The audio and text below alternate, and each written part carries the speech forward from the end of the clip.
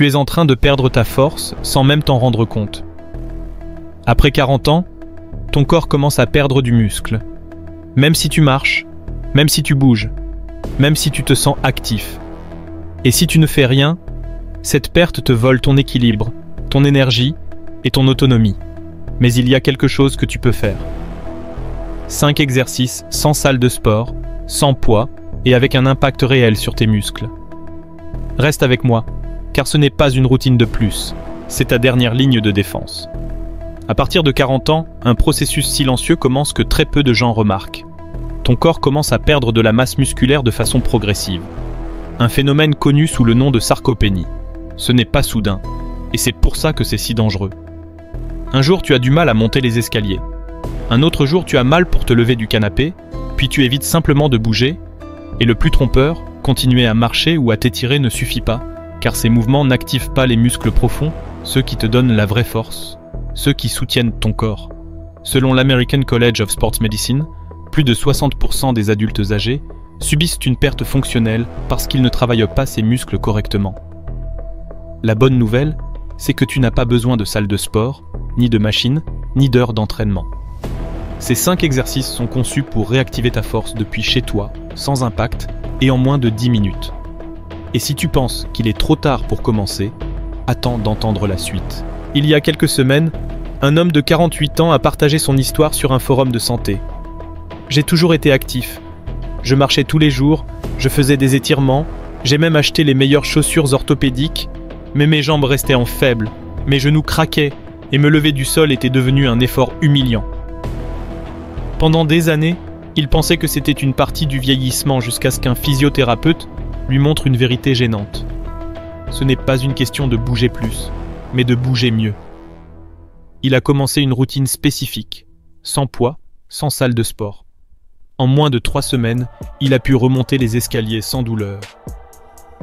La seule chose qui avait changé, c'était le type d'exercice. Exercice 1, squat isométrique contre le mur, wall sit. Le premier exercice est un squat isométrique contre le mur, aussi appelé wall sit. Mais ne te laisse pas tromper par sa simplicité. Ce mouvement est l'un des plus puissants pour maintenir la force de tes jambes, protéger tes genoux et prévenir les chutes. Il consiste à appuyer complètement le dos contre un mur, à glisser vers le bas, comme si tu t'asseyais sur une chaise invisible, et à maintenir cette position avec les genoux fléchis à un angle proche de 90 degrés. Si tu ne peux pas descendre aussi bas au début, ne t'inquiète pas. Commence plus haut et progresse avec le temps. Cet exercice active 3 groupes musculaires clés. Les quadriceps à l'avant de la cuisse, les fessiers essentiels pour la stabilité de la hanche et le corps qui stabilise la colonne vertébrale. Selon le Journal of Biomechanics, les contractions isométriques comme celle-ci peuvent générer une tension musculaire profonde et soutenue sans avoir besoin de bouger l'articulation ni de générer d'impact. C'est fondamental si tu as des douleurs au genou, au dos ou si tu n'as pas fait d'exercice depuis longtemps. Pourquoi est-ce si efficace ?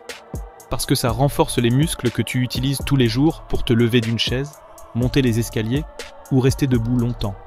En plus, ça améliore ta proprioception, c'est-à-dire la capacité de ton corps à savoir dans quelle position il se trouve. C'est vital pour éviter les trébuchements et les chutes. Les premières fois, il est normal que tes jambes tremblent. Ce n'est pas une faiblesse, c'est une activation musculaire. Commence par 20 secondes par répétition. Repose-toi et répète 3 fois. Avec la pratique, tu pourras atteindre 1 minute ou plus et tu sentiras que quelque chose commence à changer. Tu te lèves plus facilement. Tu marches avec plus d'assurance et tu reprends le contrôle de ton corps. Exercice 2. Marche sur place avec contrôle et pause. Le deuxième exercice semble simple, mais son impact est profond. Il s'appelle marche sur place avec contrôle et pause. Il est conçu pour reconnecter ton cerveau avec ton corps. Le mouvement est le suivant. Depuis une position droite, élève un genou jusqu'à la hauteur de la hanche. Maintiens cette position pendant 3 à 5 secondes. Puis descends-le avec contrôle et répète avec l'autre jambe. Fais-le lentement, consciemment et en alternant les côtés. Cet exercice active un réseau complexe de muscles stabilisateurs, les fléchisseurs de hanches responsables de lever la jambe, les moyens fessiers qui stabilisent le bassin, le corps profond qui maintient l'équilibre et les muscles de la cheville, essentiels pour soutenir ta base. Mais le plus important n'est pas seulement musculaire, c'est neuromusculaire. En maintenant la jambe élevée, ton corps et ton cerveau doivent travailler ensemble pour garder la posture sans vaciller. Ce stimulus améliore ce qu'on appelle le système de contrôle postural, un réseau de réflexes qui nous maintient debout face à n'importe quel changement dans l'environnement. Selon une étude publiée dans le Journal of Geriatric Physical Therapy, ce type d'exercice unipodaux, sur une seule jambe, peut améliorer l'équilibre fonctionnel en seulement 2 semaines, même chez des personnes qui ne pouvaient pas se rester debout plus de 3 secondes au début. De plus, cet exercice améliore ton temps de réaction en cas de chute, augmente la stabilité en marchant et renforce ta confiance pour te déplacer dans des espaces dangereux comme les escaliers ou les surfaces irrégulières. Commence par 5 répétitions par jambe, en maintenant chaque pause au moins 3 secondes. En moins d'1 semaine, tu remarqueras que tes pieds sont plus fermes et ton corps plus stable, car l'équilibre ne se perd pas avec l'âge. Il se perd quand on ne l'entraîne pas. Exercice 3. Poussée scapulaire contre le mur. Le troisième exercice ne renforce pas seulement ton haut du corps, il rééduque ta posture, corrige les déséquilibres musculaires et te fait sentir plus solide du torse jusqu'à la zone lombaire. Il s'appelle poussée scapulaire contre le mur et est une version améliorée de la classique poussée statique. Comment le faire? Place-toi debout face à un mur à une distance d'un demi-pas. Pose les mains à hauteur des épaules, bras tendus. Maintenant, pousse fort comme si tu voulais déplacer le mur, mais sans plier les coudes. La clé est de rétracter les omoplates vers l'arrière et vers le bas, comme si tu voulais les rapprocher et sortir la poitrine. Maintiens cette pression constante pendant 20 secondes. Qu'est-ce que tu travailles exactement? Les pectoraux pour soutenir la poussée, les deltoïdes antérieurs à l'avant de l'épaule, les triceps, même si de façon secondaire, et surtout, la musculature scapulaire et posturale profonde qui s'affaiblit avec les années et la sédentarité. Cet exercice ne génère pas d'impact, ne fait pas mal et est extraordinairement efficace pour ceux qui souffrent d'épaules voûtées, de douleurs cervicales chroniques ou de fatigue dans la zone médiane du dos. Selon le Journal of Aging and Physical Activity, renforcer les muscles posturaux réduit significativement l'incidence de douleurs au cou et au dos chez les adultes plus âgés. De plus, cette version scapulaire apprend au corps à rester droit sans effort, ce que nous perdons avec le temps à cause des mauvaises postures et de la faiblesse accumulée. Fais 3 séries de 20 secondes. Repose-toi entre chaque. Avec les jours, tu sentiras que ton dos s'aligne mieux, tes épaules s'ouvrent et ton corps se tient avec plus de fermeté, car la posture n'est pas une question d'esthétique, c'est une question de fonction. Exercice 4. Élévation de hanche avec maintien, le pont fessier. Le 4e exercice est l'un des outils les plus puissants pour retrouver une vraie force à partir de la base de ton corps. Il s'appelle pont fessier avec maintien et son objectif est clair: activer ta chaîne postérieure. Pourquoi est-ce si important?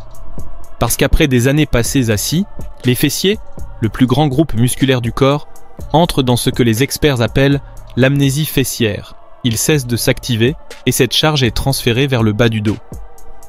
Résultat, douleur lombaire chronique, mauvaise posture et moins de puissance pour marcher, monter les escaliers ou simplement se lever d'une chaise.